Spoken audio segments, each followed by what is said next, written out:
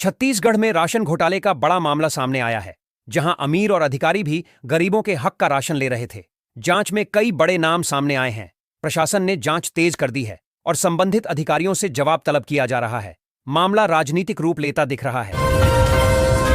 किसानों को डिजिटल सुविधा देने के लिए एग्रीस्टैक पोर्टल बनाया जाएगा। इस पोर्टल पर किसानों की जमीन, फसल और सरकारी योजनाओं से जुड़ी जानकारी एक ही जगह उपलब्ध होगी। सरकार का कहना है कि एग्रीस्टैक से कृषि क्षेत्र में पारदर्शिता बढ़ेगी और किसानों को सीधा लाभ मिलेगा। सरकार ने स्कूलों में 5,000 शिक्षकों की भर्ती को मंजूरी दे दी है।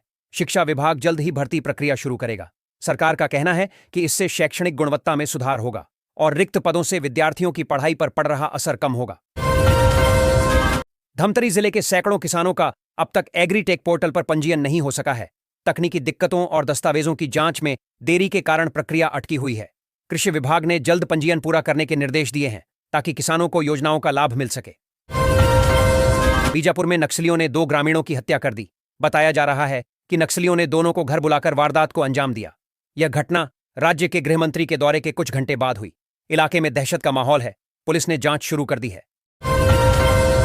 छत्तीसगढ़ में 5,000 शिक्षकों की भर्ती की प्रक्रिया जल्द शुरू होगी। वित्त विभाग ने इसके लिए मंजूरी दे दी है। शिक्षा विभाग अब विज्ञापन जारी करने की तैयारी में है।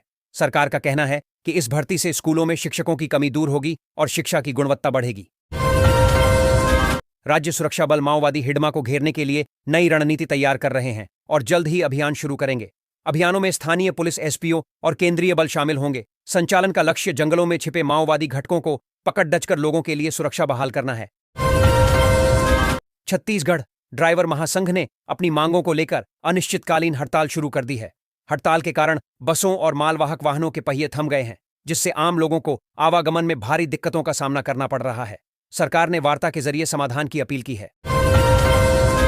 धान खरीदी शुरू होने से पहले सेवा सहकारी समितियों ने सरकार को अनिश्चितकालीन आंदोलन का अल्टीमेटम दिया है। समितियों का कहना है कि भुगतान, परिवहन और कर्मचारियों के मानदेय से जुड़ी समस्याएं अब तक हल नहीं हुई हैं। चेतावनी दी गई है कि मांगें नहीं मानी गईं तो खरीदी प्रभावित हो सकती है। छत्तीसगढ़ के बस्तर में खेलों का महाकुंभ आयोजित किया जाएगा, जिसमें विकलांग खिलाड़ियों को भी हिस्सा लेने का मौका मिलेगा। इस आयोजन का उद्देश्य ग्रामीण और दिव्यांग प्रतिभाओं को राष्ट्रीय व अंतर्राष्ट्रीय स्तर तक पहुंचाना है। प्रशासन ने तैयारियां शुरू कर दी हैं। छत्तीसगढ़ सरकार ने 1 नवंबर को राज्य स्थापना दिवस के अवसर पर सरकारी अवकाश घोषित किया है। इस संबंध में सामान्य प्रशासन विभाग ने आदेश जारी कर दिए हैं। अवकाश के दौरान सभी शासकीय कार्यालय, शैक्षणिक संस्थान और सरकारी उपक्रम बंद रहेंगे। राज्य भर में स्थापना दिवस कार्यक्रम आयोजित होंगे। छत्तीसगढ़ में सरकारी निर्माण कार्य के टेंडर में भ्रष्टाचार के आरोप सामने आए हैं। ठेकेदारों ने मुख्यमंत्री कार्यालय पर पक्षपात का आरोप लगाया है। उनका दावा है कि कुछ ठेकेदारों को अनियमित तरीके से लाभ दिया गया। प्रशासन ने मामले की जांच शुरू कर दी है।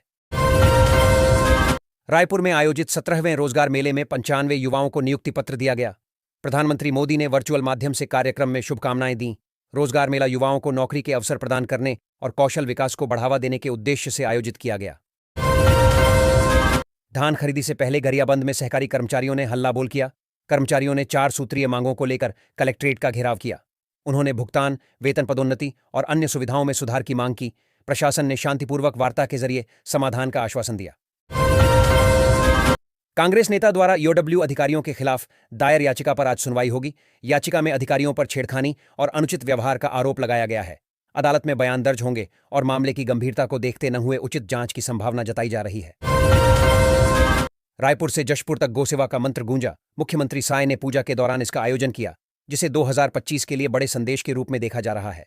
कार्यक्रम में किसानों, पशुपालकों और जनता ने उत्साहपूर्वक हिस्सा लिया। प्रशासन ने सुरक्षा और व्यवस्थाओं का पूरा ध्यान रखा। सरदार वल्लभ भाई पटेल के 150वें जन्मदिन पर भव्य कार्यक्रम का आयोजन किया जाएगा। कार्यक्रम में राष्ट्रीय और राज्य स्तरीय आयोजन शामिल होंगे। सम्मान समारोह, व्याख्यान और सांस्कृतिक कार्यक्रमों के माध्यम से उनके योगदान और देशभक्ति को याद किया जाएगा। सरकारी और सामाजिक संस्थाएं आयोजन में भाग लेंगी। छत्तीसगढ़ हाईकोर्ट में 29 अक्टूबर से नया रोस्टर लागू होगा। इसके तहत कोर्ट में 4 डिवीजन बेंच और 16 सिंगल बेंच बनाई गई हैं। नए रोस्टर के अनुसार मामलों की सुनवाई अधिक व्यवस्थित और तेजी से होगी, जिससे न्याय प्रक्रिया में सुधार की उम्मीद जताई जा रही है। छत्तीसगढ़ पुलिस ने किराएदार द्वारा मकान मालिक के घर की चोरी के आरोपी को गिरफ्तार किया है।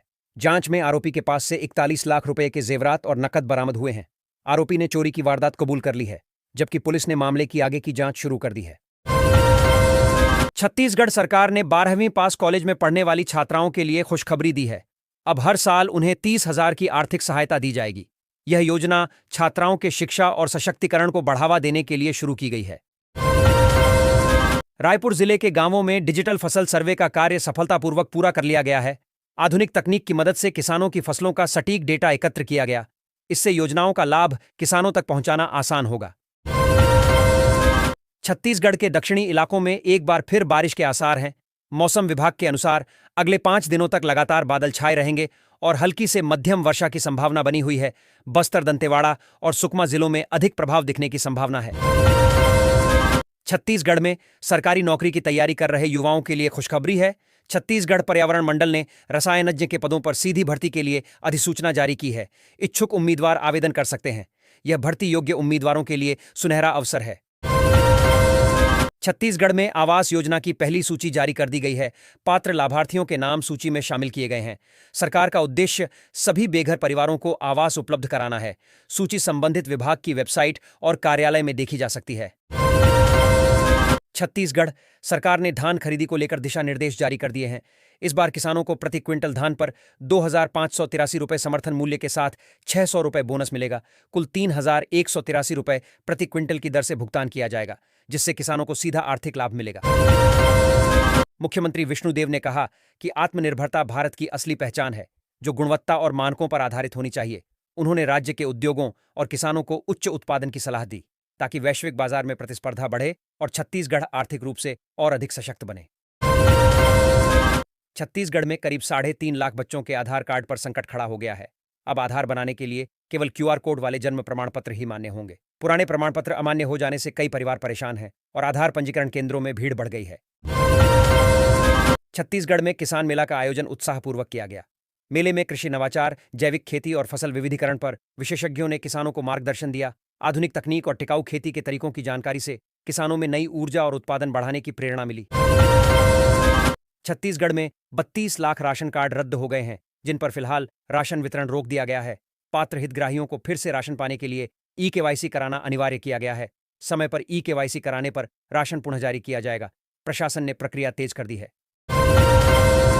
छत्तीसगढ़ के मुख्यमंत्री ने छठ पूजा के शुभ अवसर पर गरीब परिवारों को विशेष गिफ्ट दिए हैं। इस पहल से जरूरतमंदों के जीवन में खुशियां आई हैं। मुख्यमंत्री ने सभी को छठ पूजा की शुभकामनाएं दी और सामाजिक समरसता का संदेश भी दिया। छत्तीसगढ़ में आज कई अहम घटनाएं तय हैं। मुख्यमंत्री साय राज्योत्सव की तैयारियों का जायजा लेंगे। वहीं सहकारी समिति के कर्मचारी अपनी मांगों को लेकर जिला मुख्यालयों में प्रदर्शन करेंगे। छठ पूजा को देखते हुए यात्रियों की सुविधा के लिए कल से स्पेशल ट्रेन